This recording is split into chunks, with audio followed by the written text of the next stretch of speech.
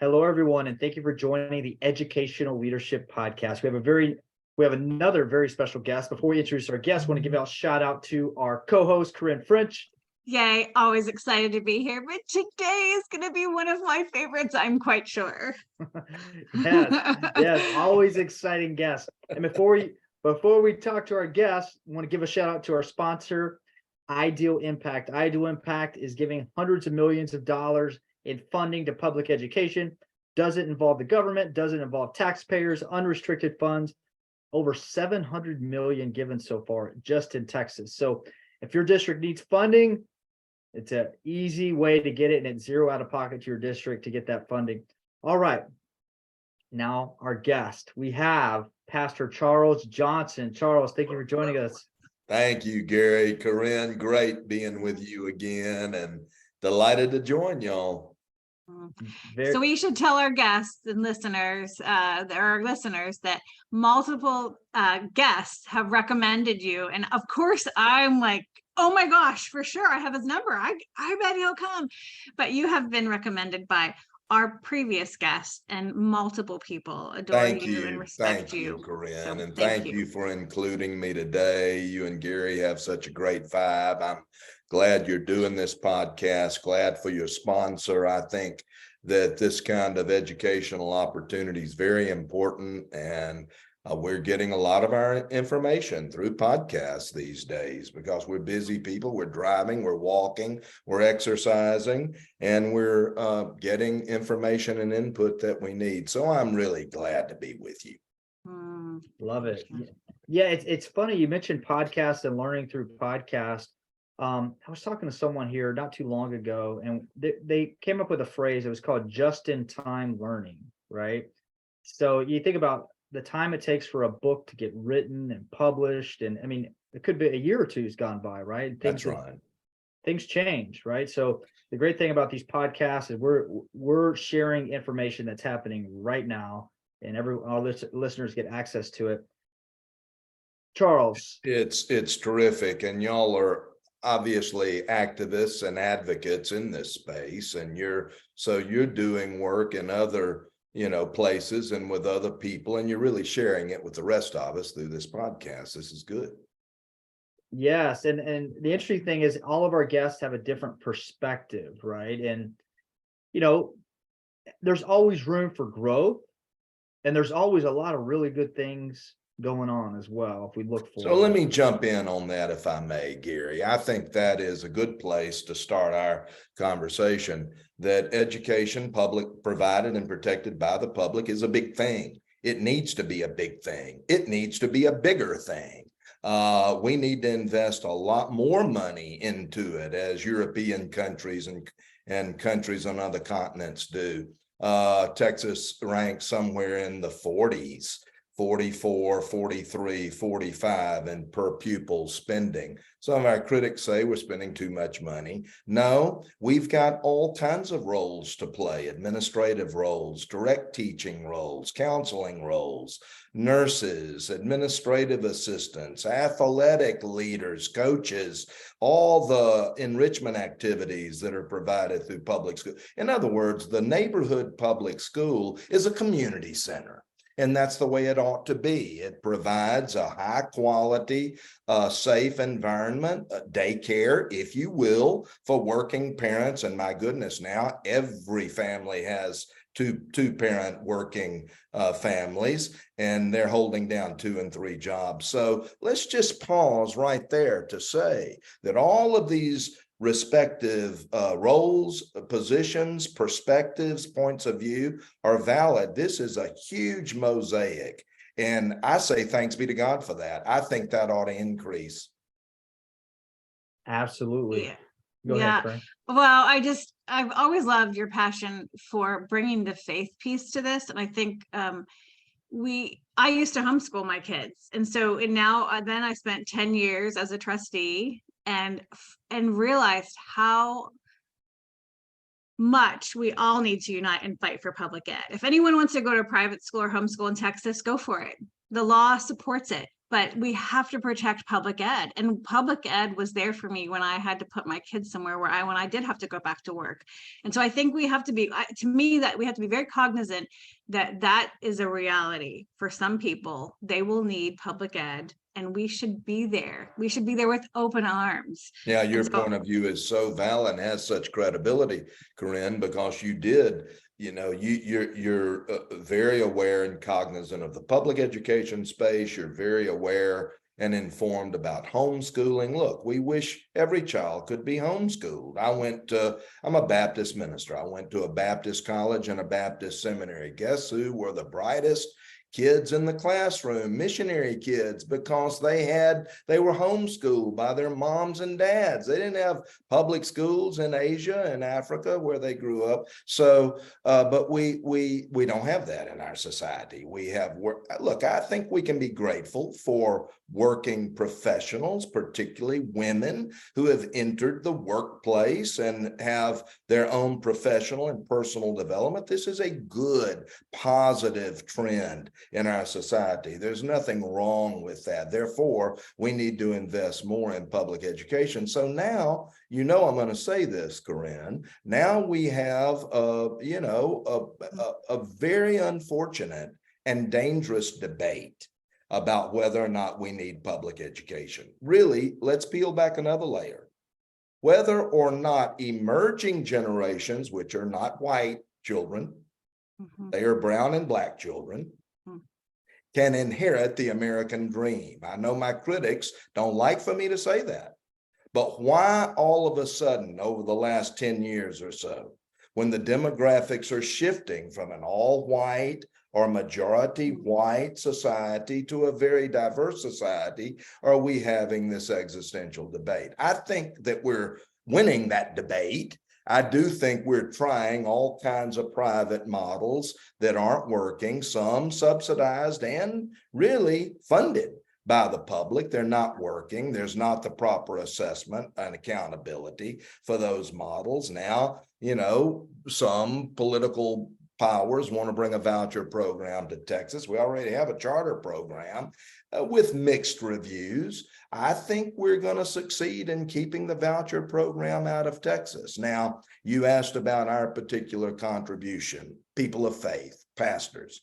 Look, every child deserves the right and the privilege, the responsibility of naming God's world. That's what education is. It's in the Bible. It's in the 2nd chapter of Genesis. God brought all the animals to the human to see what the human would name them. It's what your education school teaches teachers how to do with children. We really need, you mentioned K through 20, we really need about birth through 24 we need in this country. I'm not even going to say as far as 30. Wouldn't it be wonderful if we had that kind of priority in our public trust? I'll take a breath there and let you jump in, my friend.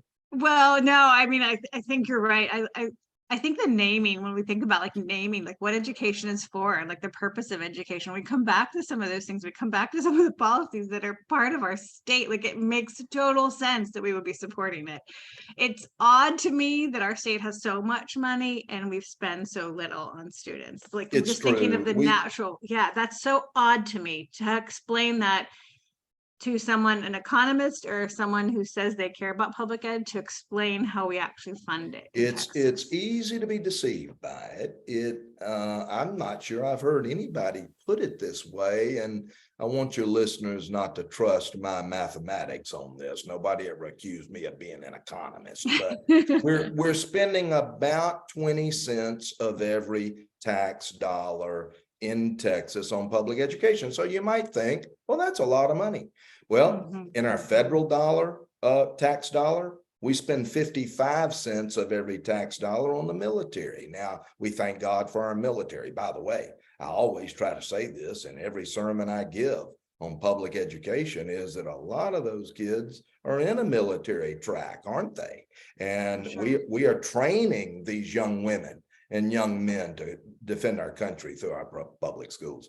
So from that standpoint, you might think, well, Pastor, we're spending a lot of money. But look, we're a high population state. We got 30 million, people in this state. We got 5.5 million school children. It's one of the biggest public education states in the country, and the per pupil spending is inadequate. And we're going to have to decide, do we want to educate our children so that Texas can continue to be what Governor Perry called the Texas miracle, what Governor Abbott always brags on, our economy, our economic strength, our workforce. Look, those kids out there building these homes, carpenters, bricklayers, plumbers, electricians, they've got public school education. They graduated high school. They've got a year of community college. Thanks be to God, they're solid citizens. And many of them are making as much money as you and I are, if not more. For sure. I mean, I think that's something that Gary, we've talked about through past podcasts, is like there's no perfect pathway for any person to do something. Like we can't just say A plus B equals C. You're going to go do this. You're going to make a ton of money here. But we've got to make sure we're staying on track with what we said we're going to do, but we also have to be thinking in innovative ways. And Gary always challenges me in this, because I think in education, we were okay with just kind of going along. And then the pandemic hit and we realized, oh my gosh, we should have been better prepared with the one-to-one iPad. We should have been paying more attention to technology. And we did it. Like, we were able to meet the need. And I feel like there are other things that we need to be thinking about and with innovation. Is there something that you're thinking of now that we need to be aware of in the next, so let me back up. We knew we needed to get students with better technology. We knew that. We knew that the oldest ways of teaching 100 years ago, some things need to be kept, some things need to be revised. What else is there something that you see on the horizon that we're not talking about yet? Well, it's a very fine question. And Gary, I'm glad for you to bang that drum. I think you ought to continue. We ought to stay in that question, shouldn't we? Somebody told me a long time ago that the unanswered question is more powerful than the unquestioned answer. And I think that some of our opponents and critics are correct, Corinne. I think that there are changes that we need to make in our public school system. It's a lot like the church. We're slow to make those changes, okay? We get comfortable the way things are. We are conversant in them. We're aware of how to do it, the policies and procedures. We know how to do that. Something new comes along, we have to learn it all over again.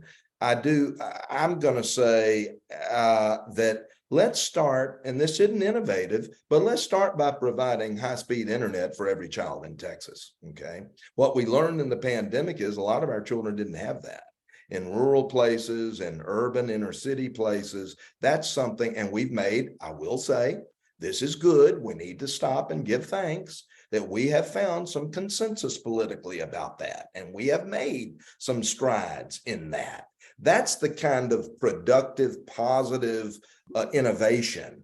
It's still an innovation because every kid doesn't have it yet. But that's what we need to be talking about instead of some of the culture war issues that so co-opt our energy in the state legislature. What's funny, it's funny you mentioned that, like the culture wars and that sort of thing. And like, war might be kind of I don't know if it might be the right word, right? So it seems like, and this is kind of the outside looking in, right? So I don't work in public education. I'm passionate about supporting it and helping everything improve, right? Everything that I'm a part of, I want to see it get better, right? Just like all of us, right? Sure.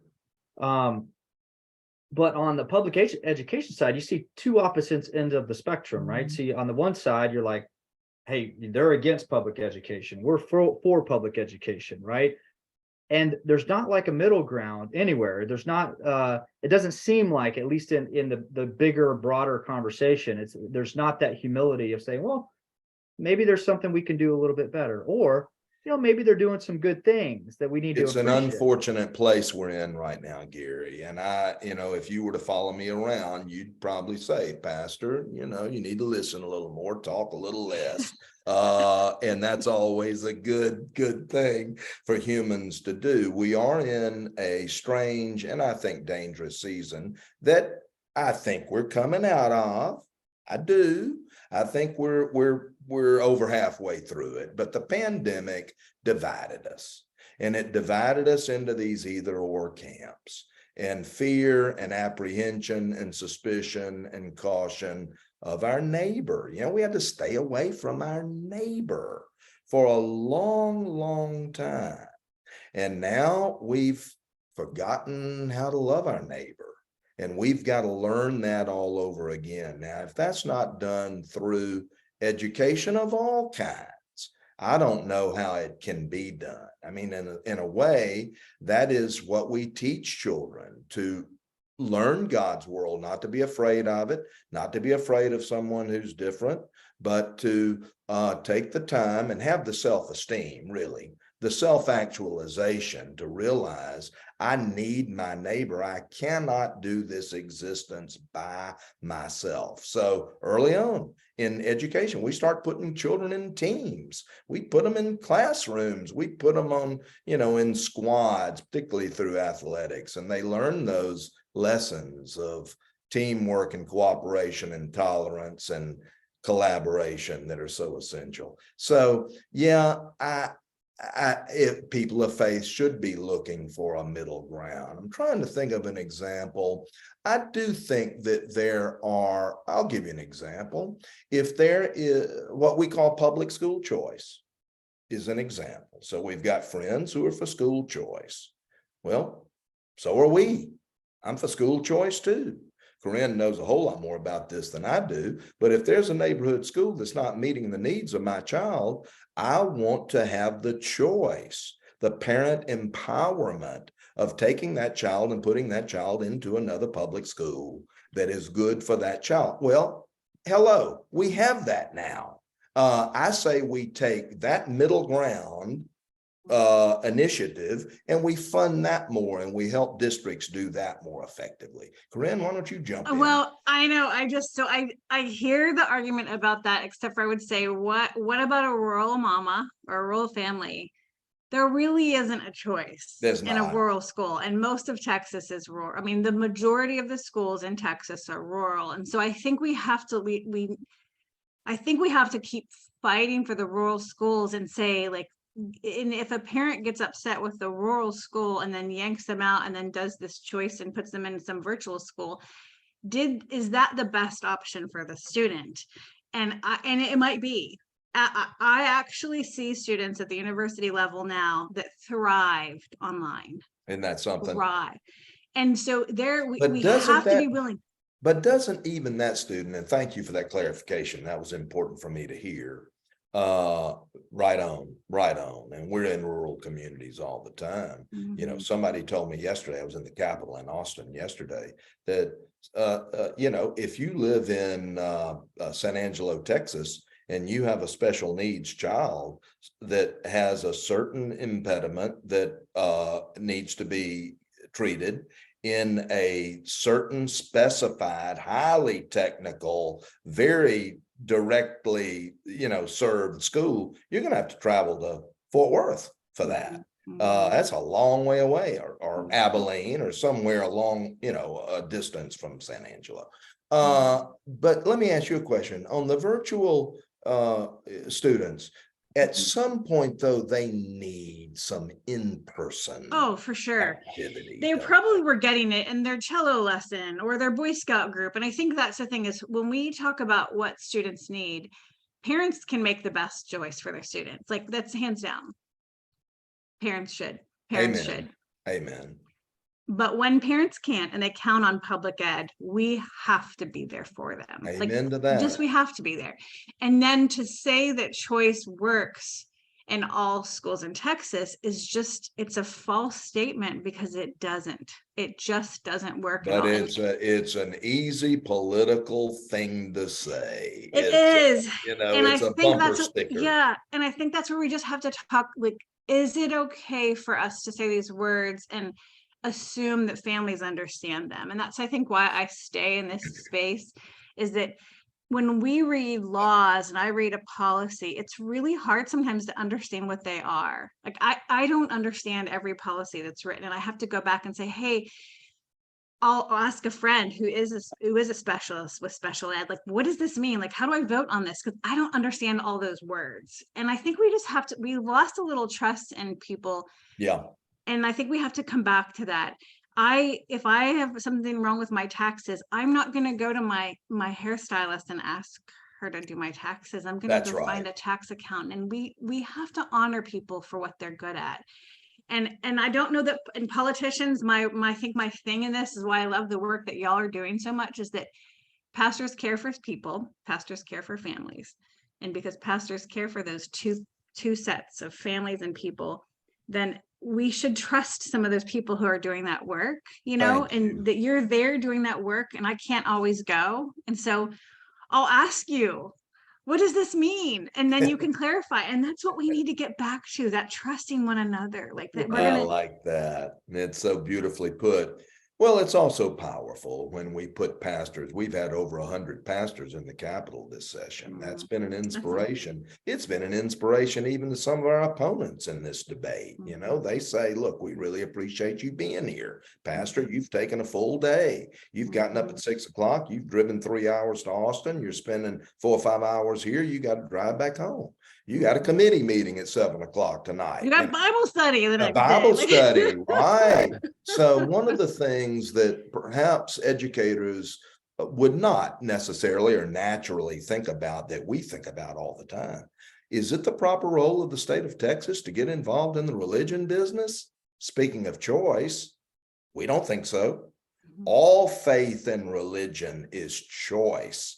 My choice, led by God, led by the Holy Spirit, my conscience. It's called church-state separation. This country was founded on it. We've had it for 250 years. Let's don't give up on it. Now, the truth of the matter is that I don't want my taxes supporting religious schools. I want my taxes going to the neighborhood school that takes every single child, regardless of faith background or no faith background, and treats that child with dignity and respect. That's a good point, Pastor Johnson, because if you think about it, whoever's given the money, right, has control, right? It's kind of like when you were growing up, you're living with your parents, they're supporting you, you're going to abide by my rules kind of thing. Yep. And so it is interesting. And I think on a positive note, Corinne touched on something about trust, right? And I think that's the real issue, right? Trust. And I don't think it's trust about, is my student learning math or English like they're supposed to? There's some other issues that come up. There are. And they really haven't come up on any of the guests we've had. I mean, I've been really motivated by the conversation we've had with all of our guests, because I mean, it instills confidence in me and hopefully our listeners, the confidence in public education. Yeah, but me too. Yeah, and whether you call it choice, you call it options, whatever you call it, there's options, right? You got homeschool, you got private school, you got public school, online school. There's a free online school for anyone in Texas. Right. Online school, and I think, obviously not everyone can homeschool their kids, and we probably don't want everybody homeschooling their kids, and not everybody could do the virtual learning, and not everybody could do the private school. The majority of people are going to lean on public education. And the important thing is, on a positive note, is, what? Public education's being kind of forced to sell themselves a little bit, kind of like it's a government entity. And historically, it's kind of, there's a lot more power, a lot more control. Gary, I really resonate with that. Now, that is helpful to me. I think you've hit something extremely important, and I have seen, and so has Corinne, public school educators be more intentional about reaching out to the community. That is our wheelhouse. But I'm going to tell you, and this is a little bit critical of our educational establishment. We come into a neighborhood and want to build community partnerships for public schools, but we have observed every superintendent doesn't do that. And some superintendents and some principals never get out in their neighborhood. Gary, I'm going to tell you something. That day's over. Yeah. It is. Yeah, we've noticed it. We have, to Gary's point, like we've had so many superintendents on our podcast in the last 2 years that do amazing work. Amazing. And I think that there is a call to superintendents and school community leaders and boards that if they're not connected with their community. Like this was a warning sign the last couple of years. They need to do it. I have another pushback on this. I know we're running short on time. We can have you come on again maybe later, but I'll come on anytime. I also think it's like kind of unfair to expect people who are their entire role is to educate, to then have to sell. And I don't see a lot of other professions. So my brother has a field that's not part of education. My spouse is in a field that's not part of education. They don't have to constantly go on Twitter and social media to try to promote their work. And I have a little bit of a fear that we shouldn't have to sell something. And I guess we're selling it because it's been questioned. So the trust of public ed has been questioned. But I don't think our teachers, we're questioning all our institutions. well, yeah, We're questioning our courts, our military, our banks, all of them, and You're public right. schools are You're right. no exception. You're right. So we're moving through that season. Yeah. I think so. I think we're Yeah. moving through that season. But your point's well taken. Yeah. I'm not going to debate that. I'll simply say that we do. Let me quote my leader: "Don't put your light under a bushel, but set it on a lampstand, so that you can give light to the whole neighborhood." Yeah, I mean that's a good word, because I think I only follow education, the world leaders, and so I'm seeing them promoting their schools, and I'm just like, I know it's hard every time you put a post and you try to promote something. Like These leaders are brilliant. They are. These classroom teachers, they could solve the Middle East crisis. Totally fair. You're right.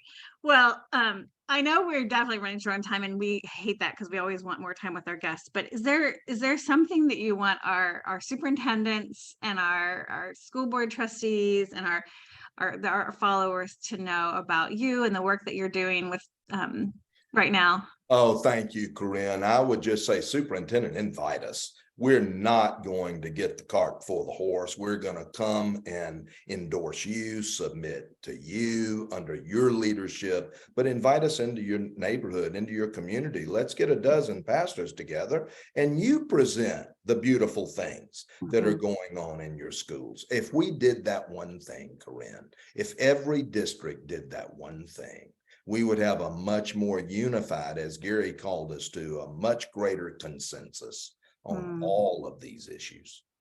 That's beautiful. Absolutely. Well, yeah. We're all in this together, right? So it is a community. Awesome. It's a delight to be with both of you. I just am so jazzed by your spirit. Yes. We make a good team. I think it's fun because sometimes he doesn't get a word in edgewise not to fight for it, and then other times it's just like it's a good blend, and I appreciate both of you so much. Absolutely. Last question. If you were to ask somebody else to come on the podcast in public education, could be a superintendent, could be somebody in public education that you think needs to come on and share their story, who would that be? Oh my goodness, Gary, there's so many brilliant superintendents out there. I will say in general that I'm seeing the leadership of women emerge dramatically. I'd be reluctant to name a superintendent because that y'all know them just as well as I do, and they're just incredible. I'm blown away by them, really. School board members, Corinne served as a school board trustee. I'm always impressed with them. Ministers, we had George Mason, prominent Dallas pastor. Y'all have heard of Dr. Mason, Wilshire Baptist Church. He's pastor emeritus. He just resigned last summer. We had him in the Capitol this week on Monday, and he just blew away those policymakers. He's fantastic. He's got a podcast himself. My goodness, Reverend Steve Wells, South Main Baptist in Houston. Steve, public educated his kids. He's very aware, very learned about this matter. You don't want to have too many preachers on. Oh, that's okay. None will be as good. Nobody can compare to you, but I think that's a good thing. I mean, I think that would be fun for us to have another pastor on, because I mean, I like John Ogletree. Let me mention Reverend John Ogletree in Houston, Corinne. John's our president.